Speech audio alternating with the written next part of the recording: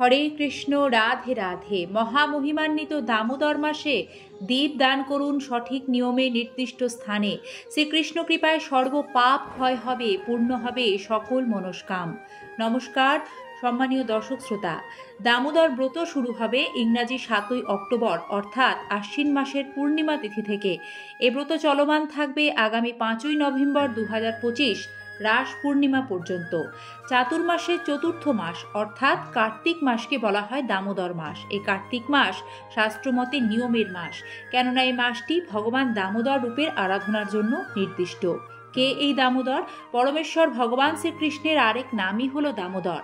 দাম শব্দের অর্থ রশি এবং উদর হচ্ছে কোমর। মা যশোদা কর্তৃক যার উদরে দাম বা রশি বন্ধন হয়েছে তিনি হলেন দামোদর। দামোদর ব্রত কি? বৈদিক সংস্কৃতিতে সুপ্রাচীন কাল হতে কার্তিক ব্রত বা দামোদর ব্রত পালিত হয়ে আসছে। দামোদর ব্রতের সময় প্রতিদিন সন্ধ্যায় কর্পূর সমন্বিত ঘৃত বা তিল তেল দ্বারা প্রদীপ প্রজ্বলন করে ভগবানকে আরতি নিবেদন করতে হয় এবং শ্রী দামোদর অষ্টকম পাঠ করতে হয়। প্রদীপ প্রজ্বলনের মাহাত্ম্য কি? প্রজ্বলিত কর্পূর সমন্বিত দ্বীপ দ্বারা আরতি করলে সপ্তকল্প যাবৎ ভগবত ধামে বাস হয়। মনোহর দৃশ্য প্রদীপ দ্বারা শ্রীহরির আরতি করলে কাম ক্রোধাদি বিদূরিত হয় এবং পুনর্জন্ম হয় না। দ্বীপের আলোতে ভগবানের মুখমণ্ডল দর্শন করলে ব্রহ্ম হত্যাদি পাপ হতে মুক্ত হওয়া যায়। যে গৃহে এ মাসে দীপদান করা হয় তারা সর্বদা ধন যশ পুত্র লাভ করেন এবং তাদের পূর্বপুরুষগণও সন্তুষ্ট হন, অর্থাৎ পিতৃদোষ থাকলে তা খণ্ডন হয়। তবে এই দীপদানে সঠিক নিয়ম রয়েছে। সেটি কিভাবে আপনারা করবেন বিস্তারিত একে একে জানাচ্ছি। দামোদর মাস বা কার্তিক মাস সনাতন ধর্মাবলম্বীদের জন্য একটি অত্যন্ত গুরুত্বপূর্ণ মাস। এই মাস ভগবান বিষ্ণুর মাস বলে খ্যাত। এই মাস ত্যাগের মাস হিসেবেও পরিচিত। এই মাসে ভগবান বিষ্ণুর সেবা একগুণ করলে সহস্র গুণ ফল লাভ করা যায়। এ মাসে প্রত্যেক মন্দিরে বা তুলসী গাছের নিচে ভগবান শ্রী বিষ্ণুর প্রীতি লাভের জন্য দীপ দান করা হয়। এছাড়াও তুলসী কাষ্ঠের তৈরি দীপ দান করার বিশেষ গুরুত্ব রয়েছে দামোদর মাসে। এই পূর্ণ মাস সম্পর্কে শ্রী পদ্মপুরাণ, ভাগবত পুরাণ, স্কন্দ পুরাণ ও শ্রী হরিভক্তি বিলাস শাস্ত্রে অসংখ্য তথ্য বলা আছে। পদ্মপুরাণে বলা হয়েছে এই পূর্ণ মাসে ভগবান শ্রী বিষ্ণুর উদ্দেশ্যে কেউ যদি একটি প্রদীপ দান করেন তবে তার সমস্ত পাপ নাশ হবে এবং তার পুনর্জন্ম আর হবে না। এই প্রদীপ কিভাবে প্রজ্বলন করবেন এবং দীপ দানের সময় কোন মন্ত্র উচ্চারণ করবেন? শাস্ত্রমতে গোটা দামোদর মাস জুড়ে নিরন্তর প্রদীপ জ্বালাতে হয়। প্রদীপটি মাটির হলে সবচেয়ে ভালো। প্রদীপ জ্বালাতে প্রয়োজন হবে শুদ্ধ গাওয়া ঘি অথবা তিল তেল, কর্পূর, সলতে।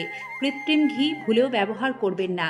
প্রদীপের আলোতে যেমন চারদিক আলোকিত হয়ে সমস্ত অন্ধকার দূর করে, তেমনি ভক্তি ও জ্ঞান দ্বারা সকলের পাপ দূরীভূত হয়।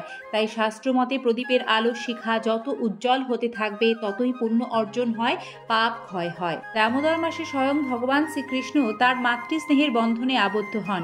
পৌরাণিক কাহিনী মতে কলিপ্রিয়া তার স্বামীকে বধ করেছিল এবং তার ভুল বুঝতে পেরে সে নিজের পাপের প্রায়শ্চিত্তের জন্য এই দীপ দান করেন। এই পবিত্র মাসে দীপদানের জন্য তিনি দেহান্তে বিষ্ণু লোক প্রাপ্ত হন। আবার এক স্ত্রী ইঁদুর প্রদীপের তেল খেতে এসে নিজের অজান্তেই প্রদীপের শোল থেকে উস্কে দেয় বা জ্বলতে সাহায্য করে, আর যার ফলশ্রুতিতে দেহান্তের পর সে বৈকুণ্ঠ লোক প্রাপ্ত হয়।